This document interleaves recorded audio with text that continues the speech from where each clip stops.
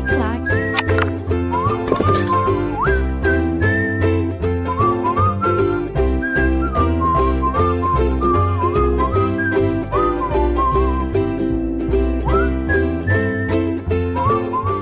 Pessoal, tudo bem com vocês? RR na área para nossa aula de número 9. Processo do trabalho ponto a ponto, de acordo com o seu edital. Como estamos evoluindo, né? Mais coisa, mais conteúdos. Vambora! Vamos continuar aqui o nosso papo em relação à fase da execução e agora falando especificamente das defesas do executado. Quais são as defesas do executado? O embargo à execução. E do exequente, a impugnação à sentença de liquidação. Então, hora de falar das defesas agora. Então, a gente vai analisar primeiro os embargos à execução. E aí, pensou em embargo à execução, tem que saber o artigo 884 da CLT, que diz assim, olha lá comigo, artigo 884 no caput.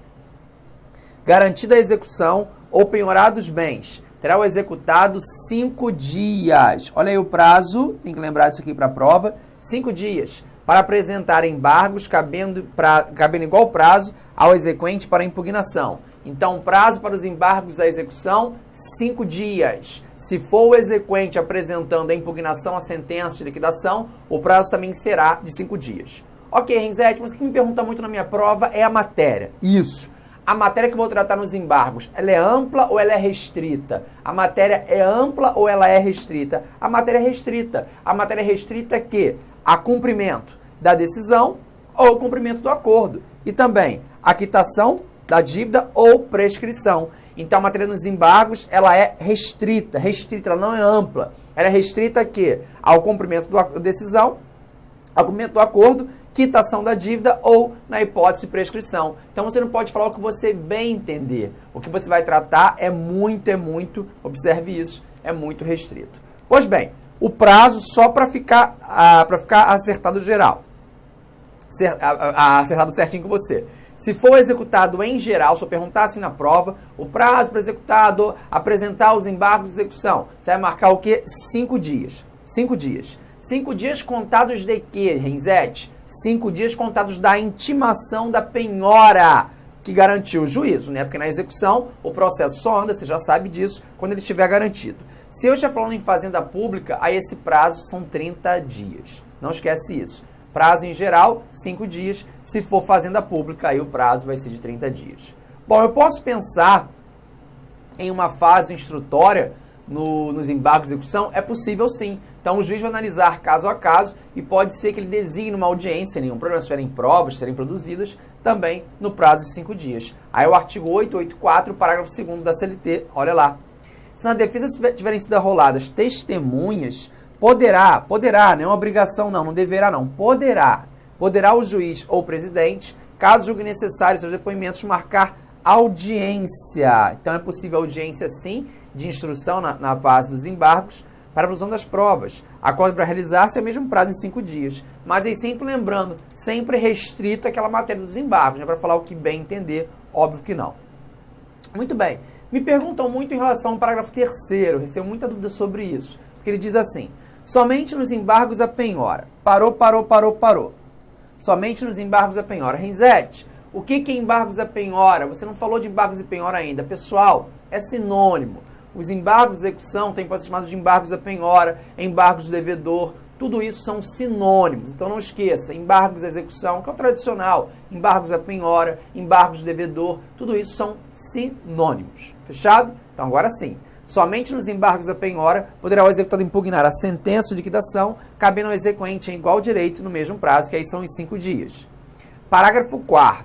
Julgar-se-ão na mesma sentença os embargos e a impugnação à liquidação, apresentada pelos credores trabalhistas e previdenciários. Então, na mesma sentença vai ser julgado os embargos de execução e a impugnação à sentença de liquidação, se for o caso. Então, na mesma sentença, é um detalhe bem importante. Bom, o parágrafo 5º do artigo 884 vem e fala que a inexigibilidade do título também pode ser alegada nos embargos. Em quais situações? Fixa isso. Considera-se inexigível o título judicial, a sentença, fundada em lei ou ato normativo declarados inconstitucionais pelo Supremo Tribunal Federal, ou aplicável ou em aplicação ou interpretação de títulos por incompatíveis com a Constituição Federal. Então, nesse caso, o título torna-se aí inexigível de acordo com o artigo 884, parágrafo 5º. Esse título aí, é claro, é a sentença. Fechado? Muito bem. Então, veja, ultrapassada essa fase da defesa, vamos dizer assim, na execução, aí nós vamos chegar para a fase de expropriação de bens. A fase de expropriação dos bens nada mais é que o momento em que os bens penhorados serão alienados. Foram penhorados? Foram penhorados. Agora eles serão alienados para pagar a execução, para satisfazer a execução. Então nós entramos, óbvio, nos atos de encerramento da execução. Preste atenção no detalhe. Se a garantia dada ao juízo for dinheiro, aí é muito simples, é muito fácil, a aula acabaria aqui. Por um simples despacho, o juiz manda liberar e pagar e satisfazer a execução. Seria muito simples, terminaria a aula aqui. Então, já viu que dificilmente vai cair isso na sua prova. Agora, se a garantia for um bem, como sempre, né, a regra é chegada a hora da avaliação do bem. É chegada a hora da avaliação do bem e também é chegada a hora da asta pública. Como é que é esse esquema aqui? O juiz vai fazer o quê? Nomear um avaliador, ok? Que fará a avaliação no prazo de 10 dias. Então, o juiz nomeia um avaliador que fará a avaliação no prazo de 10 dias. Parou. Estou pensando em sua prova. Na sua prova, o trâmite é esse. Aí, isso vai uma observação agora, um pouco prática, você não falar que eu te ensinei errado, claro. Hoje, o oficial de justiça, ele é chamado de oficial de justiça avaliador federal. Então, no momento que ele vai lá fazer a penhora, ele mesmo já avalia o bem. Salvo, se ele não tiver condições para isso, ele vai certificar para o juiz. Tá bom? Então, hoje, o próprio oficial de justiça faz a avaliação. Por isso que ele hoje é chamado de oficial de justiça avaliador federal. Mas, enfim, pensando lá em 43, pensando na sua prova objetiva. Então, se é chegada a hora da expropriação, se o bem foi, se a garantia foi um bem, perdão, chega-se a hora da avaliação. Na avaliação, o juiz nomeia um avaliador, é assim que funciona, que faz a avaliação do bem em 10 dias. Perfeito. Realizada a avaliação, aí sim, vai ser, vai ser anunciada pelo juiz a asta pública. E essa asta pública é anunciada como? Em edital que deve ser publicado no prazo mínimo de 20 dias em jornal local e fixado, na sede do juiz. Engasguei aqui, né? E fixado na sede do juízo, tá? Então, 20 dias para o juiz anunciar essa asta aí, dando uma ampla divulgação. Beleza. Designou a asta pública. Ok. Designada a asta pública, ocorre a arrematação. Que arrematação? É a venda do bem. Eu fico com o bem. A arrematação vai se dar sempre no maior lance. Cuidado, maior lance ou maior lanço. Não tem nenhum problema. Então, a arrematação, ela ocorre pelo maior lance ou pelo maior lanço. Aqui, tranquilo. E como é que faz? Eu quero ficar com o bem. Então, nesse momento, o arrematante vai dar um sinal. Vai dar um sinal de 20% correspondente ao valor da arrematação. E aí, ele volta no prazo de 24 horas e dá o restante. Então, 20% de sinal, volta em 24 horas e aí dá o sinal, dá o sinal de 20%, e aí volta em 24 horas para pagar o restante. Se ele não voltar, ele perde o sinal em favor da execução. Não esquece disso, tá? Artigo 888. Concluída a avaliação, dentro de 10 dias, contados da data da nomeação do avaliador, seguir-se-á a arrematação, que será anunciada em edital fixado na sede do juízo e tribunal, publicado no jornal local, se houver com antecedência de 20 dias. Então, essa avaliação é em 20 dias. Aí vem aqui o parágrafo 1º, parágrafo 2º e o 4º. Ó. Pode colocar. Parágrafo 1º. A arrematação far-se-á em dia, hora e lugar anunciados e os bens serão vendidos pelo maior lance. Ó. A avaliação é feita pelo maior lance, isso cai em prova, ou maior lance, tendo exequente preferência para a adjudicação. Já falo da adjudicação, segura aí. Parágrafo 2º. O arrematante deverá garantir o lance com um sinal. Eu fico com bem. Então, dê 20% de sinal na hora. Se o arrematante e seu fiador não pagar dentro de 24 horas, o preço da arrematação perderá em benefício da execução o sinal. Perde o sinal em favor da execução. O final que se retrata para o 2º deste artigo, voltando à praça aos bens executados. Então, falar, eu quero bem, eu fico com esse terreno. Dê agora 20% de sinal. Em 24 horas volta a pagar o restante. Ah, mas eu não tenho. Então, vai perder o sinal em favor da execução. Então, é a regra dos 20. 20 dias para avaliação, 20% de sinal, 24 horas pagar o restante. 20 dias de avaliação, né, para avaliar, anunciar, 20% de sinal e 24 horas volta a pagar o restante. Regra dos 20. 20 avaliação, 20% de sinal, 24 horas paga o restante. Isso vai grudar em você, essa aí, a regrinha do 20. Fechado? Tranquilo? Muito bem. Bom, como nós vimos aqui, é possível também a adjudicação. O que é a adjudicação? A adjudicação é quando o exequente vira e fala, não venda o bem, eu fico com o bem. Então, a adjudicação ela tem preferência por isso. Pode perfeitamente, olha aí, o exequente ficar com o bem. Não havendo licitante e não requerendo o exequente a adjudicação dos bens penhorados, poderão os mesmos ser vendidos pelo leiloeiro nomeado pelo juiz ou presidente. Então, a adjudicação é quando o exequente fala, não vendo o bem, eu fico com o bem. Está bom, eu fico com esse terreno, eu fico com esse automóvel. Então, isso é adjudicação. Então, não esquece disso. Arrematação é o quê? Transformar o bem em dinheiro. Isso que é arrematação. A arrematação é feita, resumindo, tá? Transformar o bem em dinheiro vai ser feita por asta pública, que é um gênero que engloba duas espécies que vem sempre no seu edital, que é a praça e o leilão. Praça é para venda de bens imóveis e leilão é para venda de bens móveis. Então, praça, venda de bens imóveis, leilão, venda de bens móveis, tá? Novo CPC chama tudo de leilão presencial online, como acontece hoje. Bom, prefere arrematação à adjudicação. Tem que saber isso. Prefere arrematação à adjudicação. O que é adjudicação, Renzetti? É quando o exequente fica com o bem. Não vendam os bens, eu fico com o bem. Então, essa aí é a preferência. Agora, cuidado. Eu tenho a preferência da preferência, né? Prefere arrematação e adjudicação à remissão. O que é remissão? A remissão ocorre quando o executado fica com o bem. Eu pago toda a dívida, não vendo nada, eu zero, tem que zerar a conta. Eu pago toda a dívida, atualizada, é claro. Então, veja, prefere a arrematação e a adjudicação à remissão. Remissão aqui com cedilha. Essa remissão é quando o próprio executado não quer que venda mais o imóvel dele e ele fica com o bem. Fechado?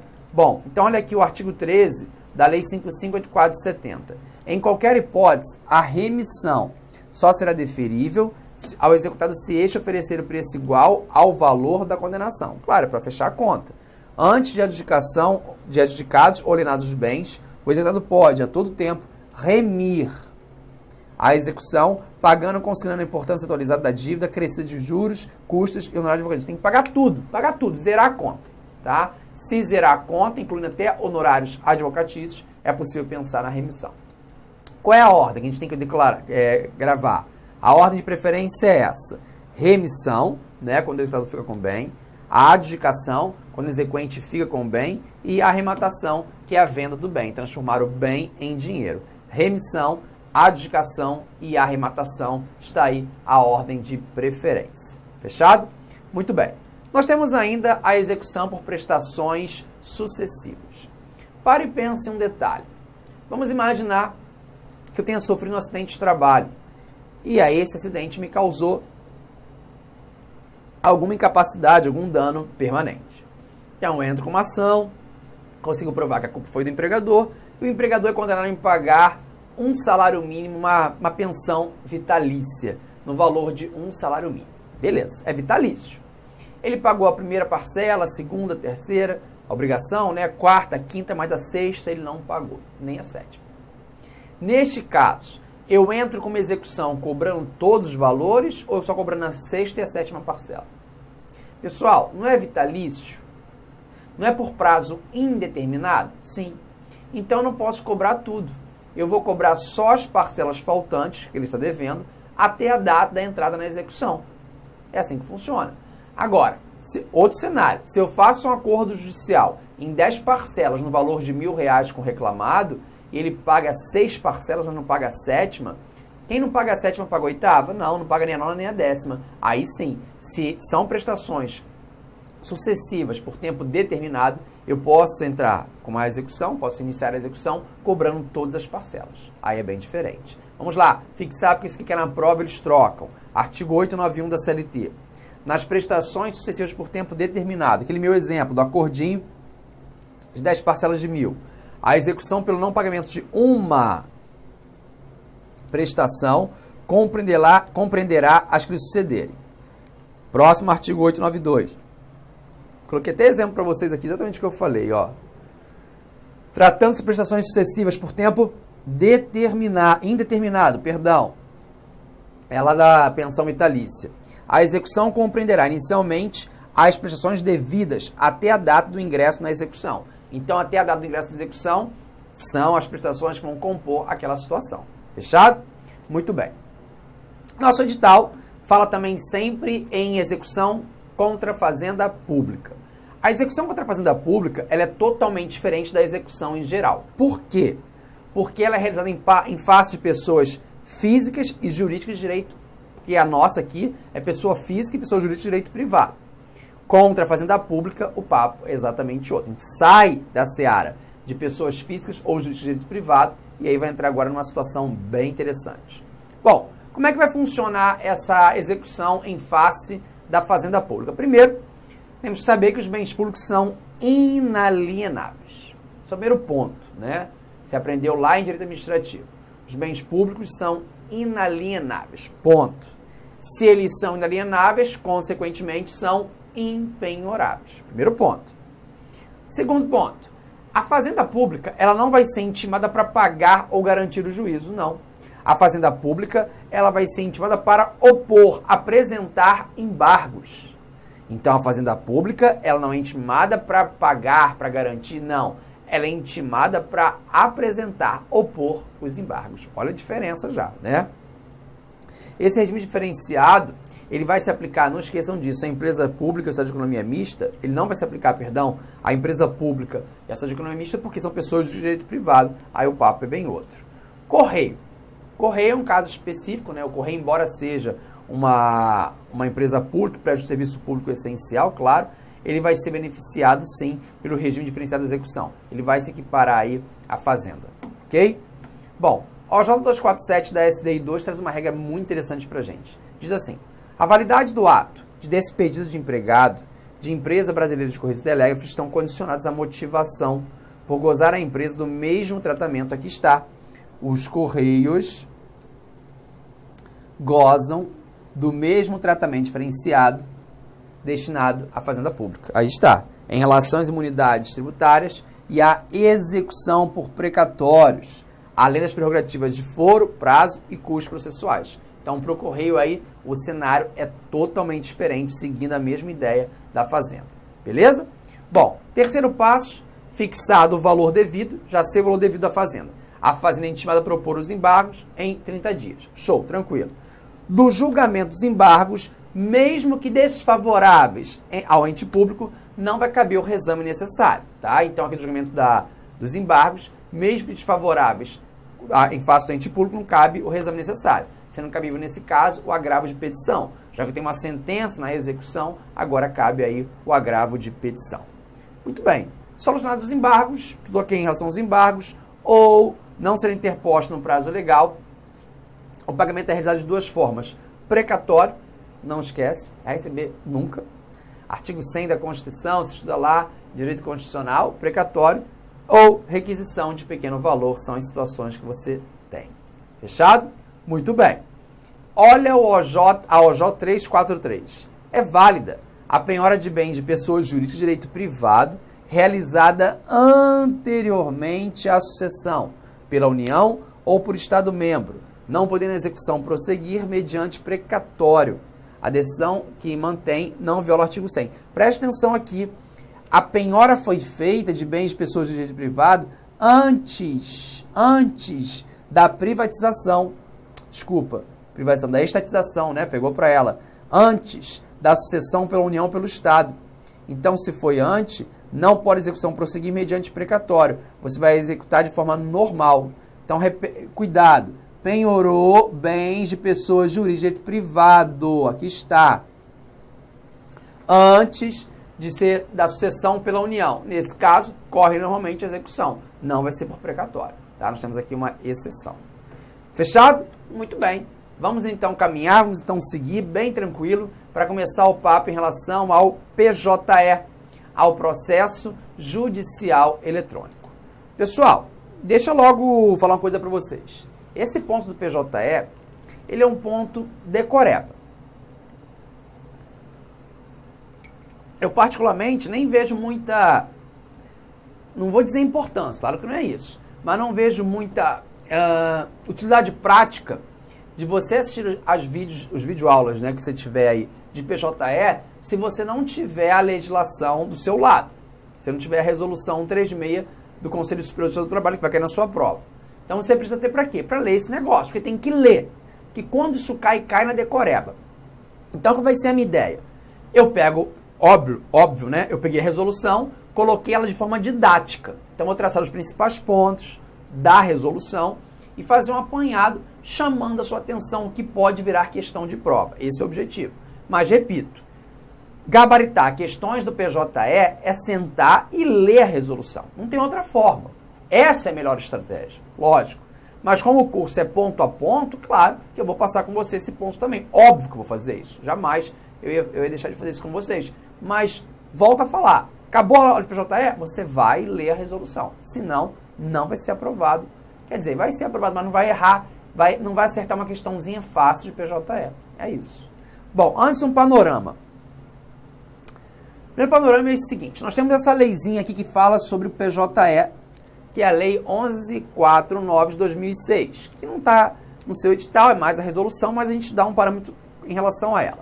Essa lei diz assim, no artigo 8º, os órgãos do Poder Judiciário poderão desenvolver sistemas eletrônicos de processamento de ações judiciais por meio de autos total ou parcialmente digitais, utilizando preferencialmente a rede mundial de computadores e acesso por meio de redes internas e externas. Parágrafo único. Todos os atos processuais do processo eletrônico serão assinados eletronicamente na forma estabelecida nesta lei. Então está aí, bem claro, bem clássico para a gente, o PJE como uma grande importância, né? Que os autos agora sejam de fato digitalizados, né? Acabar aí com o papel. Como é que surgiu essa ideia?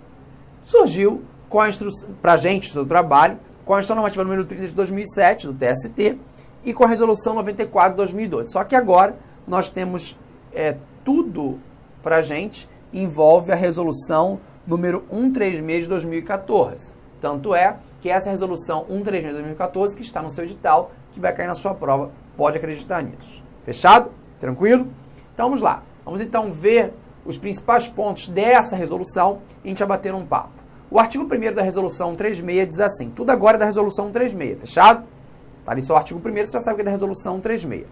A tramitação do processo judicial no âmbito da Justiça do Trabalho, a prática dos atos processuais e sua representação por meio eletrônico, nos termos da Lei 11.409 de 2006, serão realizadas exclusivamente por intermédio do Sistema Processo Judicial Eletrônico da Justiça do Trabalho, PJE, regulamentado por esta resolução. Então, esta resolução, seguindo a ideia da Lei 11.409 de 2006, passa a regulamentar todo o processo judiciário eletrônico da Justiça do Trabalho. Então, todas as regrinhas que envolvem o processo judiciário eletrônico nosso, PJE nosso, será regulamentado pela Resolução 136 de 2014 do TST. Desculpa, do Conselho Superior da Justiça do Trabalho. Então, tudo é regulamentado agora por aqui. Então, cuidado para não cair em caixa de banana. Bom, a implantação do PJE pode ocorrer a partir da fase de conhecimento, esse é o primeiro ponto, e nessa hipótese vai implicar o quê? Coloquei aqui direitinho para você o esquema, ó. A implantação ocorrerá, a partir da fase de conhecimento, hipótese em que implicará para os processos novos a superação dos atuais sistemas de gestão das informações processuais mantidos pelos tribunais, que é tudo em relação a autos físicos. Então, acabou o autos físicos, acabou o papel. Se eu estou implementando o PJE na fase de conhecimento, eu supero todo o sistema anterior. E agora fica tudo digitalizado, tudo de forma eletrônica. Isso, criação logo no início, na fase de conhecimento. Mas pode ser, olha lá, que a criação ocorra na fase de liquidação ou execução. Se for na fase de liquidação ou de execução, após o trânsito de julgado, inclusive carta explicatória, executória, execução do termo de ajuste de conduta e execução fiscal, também é possível. Então, pode-se criar, resumindo, né, implementar o PJE em qualquer situação. Ou na fase de conhecimento, onde eu vou deixar totalmente o sistema anterior, ou numa fase de liquidação de sentença, ou na própria execução. E aí vai englobar aí todos os casos. Nós já vimos aí, carta precatória, execução fiscal, engloba tudo. Fechado? Muito bem. E onde é que vai entrar a vara do trabalho nesse sistema? Ela vai ajudar em quê? Ela vai implementar o quê? Artigo 60. As varas do trabalho criadas por lei, cuidado com isso, poderão ser instaladas sem a concomitante implementação do processo judicial eletrônico, respeitado o princípio do juiz natural, pelo quantitativo de órgãos com competência territorial concorrentes, mediante autorização da presidência do Conselho Superior do Trabalho. Preste atenção para você não entender aqui, não cair caixa de banana. Hoje, quando é criada uma vara ao trabalho, parou. Quem cria a vara ao trabalho é a lei. E você que foi aprovado, vai ser também, logo, mais um, fica de olho na criação de lei, porque criou lei, cria cargo. Então veja, quem cria a vara ao trabalho é a lei. Criada a lei, criada a vara ao trabalho. E a ideia é que a criação já seja 100% informatizada. Essa é a ideia. 100% PJE, sem dúvida. Só que o artigo 60 dessa resolução 136 vem e fala, pode sim ser criada uma vara ao trabalho sem implementação total, ou total ou parcial, não sei, do PJE. Mas tem que ter uma autorização da presidência do Conselho Superior da Justiça do Trabalho. Aí aqui é muito claro em relação a isso. Fechado? Artigo 61. O juiz da causa resolverá todas as questões relativas à utilização e ao funcionamento do PJE em cada caso concreto, inclusive as hipóteses não previstas nesse regramento. Claro. O juiz do direito do trabalho não é o diretor do processo. Tem o princípio do inquisitivo e do inquisitório. Então, o juiz é que vai lidar, vai resolver toda a questão caso a caso em relação ao processo judicial eletrônico da vara ao trabalho dele. Tudo. Inclusive com coisas que não estão nem aqui nessa resolução, porque a resolução não vai secar o tema. Pode acontecer uma situação que não tem resposta em resolução. O juiz implementa. O juiz irá decidir como será analisado o PJE em cada caso concreto lá na sua vara ao trabalho. Juiz dirige, juiz é o diretor do processo. Né? Isso a gente não esquece nunca. Muito bem. O PJE, volte lá, compreenderá o controle do sistema judicial trabalhista nos seguintes aspectos. Tramitação do processo, que é a regrinha, né? Padronização de todos os dados e informações compreendidas pelo processo judicial, tudo redondinho, igual. Produção, registro e publicação dos atos processuais e o fornecimento de dados essenciais à gestão das informações necessárias aos diversos órgãos de supervisão, controle e uso do sistema judiciário trabalhista. Então, tudo isso se objetiva, tudo isso se visa, né, a implementar com o PJE. Claro, facilitar e mais, né, a vida das pessoas. Bom, e o acesso? Para o acesso ao PJE é obrigatória a utilização da assinatura digital. Então, tem que ter a assinatura digital para você ter acesso ao PJE. Como é que você vai mostrar que é você? Como é que você vai assinar eletronicamente? Então, você tem que ter a assinatura digital, não tem como. Nas seguintes hipóteses. 1.